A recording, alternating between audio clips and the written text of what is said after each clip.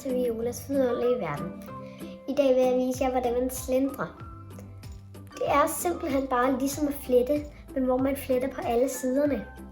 Så I skal bruge 3 stykker tråd, eller garn, eller snor, eller hvad I nu end har. Så skal I lægge det dobbelt, og så kan I binde den sådan rundt om et dørhåndtag, eller få dine forældre, eller nogen til at holde den.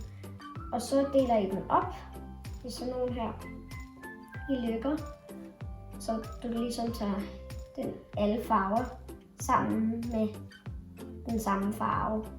Og så kan du holde på den ene med langfingeren, og på den anden side, der skal du holde med langfingeren og pegefingeren.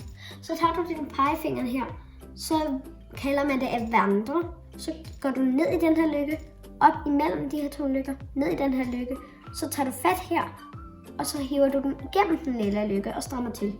Og så vandrer du her. Så den her, som var på pegefingeren, den kommer over på langefingeren.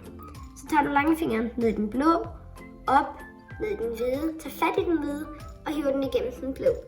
Sådan fortsætter du bare med at vandre og vandre og vandre.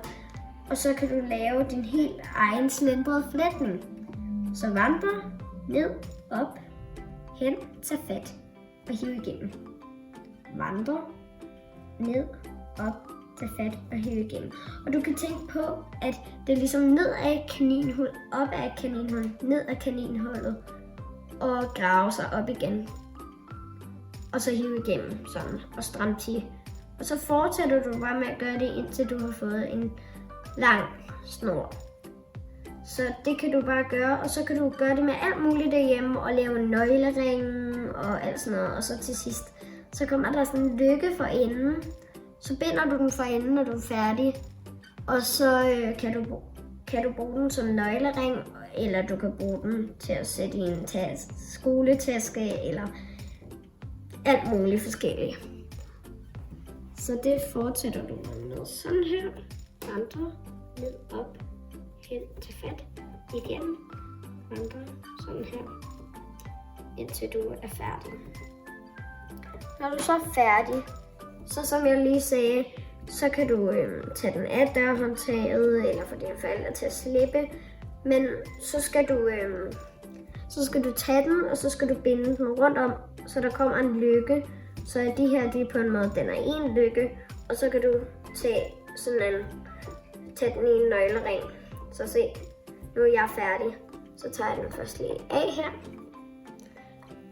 Og så tager jeg hernede og binder en knude.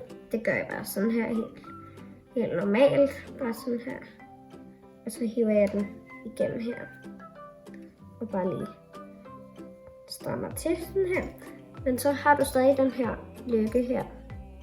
Af alle de her 3 farver. Hvor du kan sætte den i en nøglering eller sådan noget. Men så kan du se her, at den er flettet på alle siderne. Så sådan kan du slendre din helt egen, rigtig fine snore. Det her, det var bare et lille ekstra klip, hvor jeg vil vise dig, hvordan man kan bruge dem for eksempel, eller alt muligt forskelligt, man kan med dem. For eksempel er der den her, den er slendret med 5, fordi man kan slendre med 3, som jeg viste jer, eller 5, eller 7, og man kan højst slendre med 9. Så man kan gøre mange forskellige ting. Man kan bruge dem som nøglering, eller man kan bruge dem bare sådan her, med mange forskellige farver også, eller man kan lave et hårbånd af dem, eller man kan gøre alle mulige forskellige måder. Så du kan se, at den her, den er slendret med lidt flere og mange forskellige farver, så det var bare det, jeg ville vise dig. Ha' en rigtig god dag.